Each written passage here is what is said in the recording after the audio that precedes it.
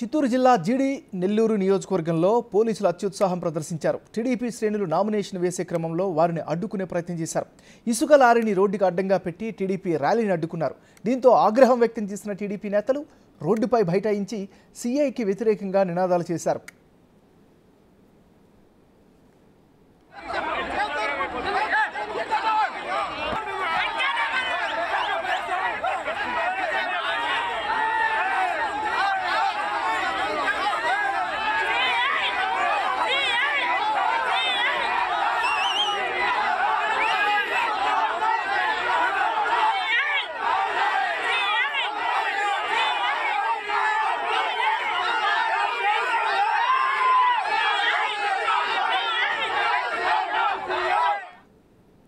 బులెటిన్లో మనం breaking news చూస్తున్నాం. చిత్తూరు జిల్లా జీడి నెల్లూరు నియోజకవర్గంలో పోలీసులు అత్యుత్సాహం ప్రదర్శించారు.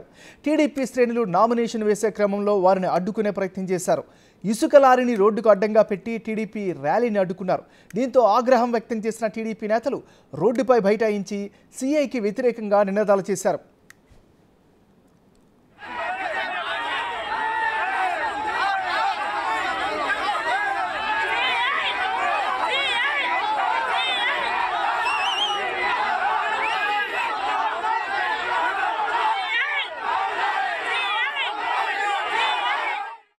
బులెటిన్లో మనం బ్రేకింగ్ న్యూస్ చూస్తున్నాం. చిత్తూరు జిల్లా జీడి నెల్లూరు నియోజకవర్గంలో పోలీసులు అత్యుత్సాహం ప్రదర్శించారు. టీడీపీ శ్రేణులు నామినేషన్ వేసే క్రమంలో వారిని అడ్డుకునే ప్రయత్నం చేశారు. ఇక ఇదే అంశానికి సంబంధించి మరింత తాజా సమాచారాన్ని మా రిపోర్టర్ దామోదర్ అందిస్తారు. దామోదర్, చెప్పండి, ప్రస్తుత పరిస్థితి ఏమిటి? చిత్తూరు జిల్లాలో పోలీసులు ఒక రకమైన పక్షపాతిత్వంతో వ్యవహరిస్తున్నారంటూ టీడీపీ నాయకులు ఆరోపిస్తున్నారు. దీనికి తగ్గట్టుగానే పోలీసుల వ్యవహార శైలి కూడా కనిపిస్తుంది.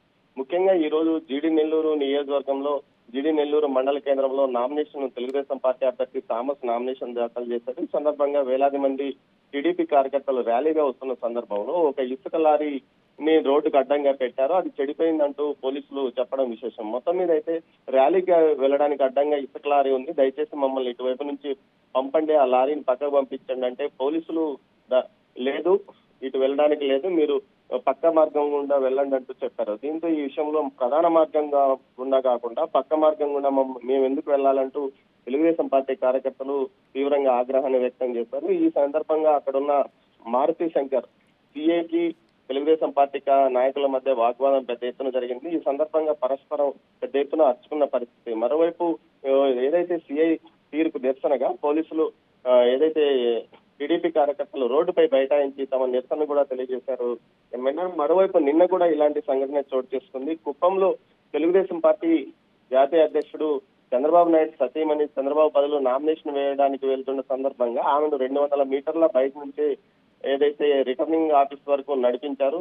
అయితే అదే విధంగా నిన్నటి రోజు అయితే ఏదైతే ఎమ్మెల్సీ భరత్ వైకాపా అభ్యర్థి భార్య భరత్ తరఫున నామినేషన్ దాఖలు చేస్తున్న సందర్భంగా ఏకంగా ఆమె వాహనాన్ని రిటర్నింగ్ ఆఫీసర్ కార్యాలయంలోకి నేరుగా వాహనాన్ని కూడా పంపించారు. అదేవిధంగా మార్కెట్ యార్డు చైర్మన్ గా వ్యవహరిస్తున్న వ్యక్తి 2-వీలర్ కూడా నేరుగా లోపలికి వెళ్లడం విశేషం. మొత్తం మీద ఈ ఘటనలు రెండు పోలీసుల వైఖరిని తెలియజేస్తున్నాయి. తాజాగా ఈ రోజు సత్యవేడు లో నామినేషన్ సందర్భంగా ఏకంగా ఒక ఛానల్ ప్రతినిధిని నేరుగా లోపలికి కూడా అనుమతించిన ఘటన. అదేవిధంగా పలంనేరులో కూడా సుమారు 600-700 మీటర్ల బయట వాహనాలను ఆపివేసి వారిని నడిపిస్తున్నారు. మొత్తం మీద చూస్తే అదేవిధంగా పొంగునూరులో కూడా పెద్ద ఎత్తున వందలాది మంది వైసీపీ కార్యకర్తలు నామినేషన్ సందర్భంగా లోపలికి చొచ్చుకుపోయినప్పటికీ పోలీసులు ఎటువంటి కేసు నమోదు చేయలేదు. కానీ టీడీపీ వారి మీద కూడా పలు చోట్ల ఎన్నికల కమిషన్ నిబంధనలు ఉల్లంఘిస్తున్నారంటూ కేసులు నమోదు చేస్తున్న పరిస్థితి కనిపిస్తుంది. దీంతో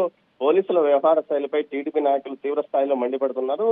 ఈ ఘటన ఏదైతే ఈ రోజు జరిగిన ఘటనకు నిదర్శనంగా చెప్పవచ్చు. మొత్తం మీద అయితే ఈ విషయం మీద తాము కేంద్ర ఎన్నికల కమిషన్ కు చిత్తూరు జిల్లా పోలీసుల మీద ఫిర్యాదు చేస్తామని టీడీపీ నాయకులు అంటున్నారు. ఏమన్నారు? Thank you Damodar.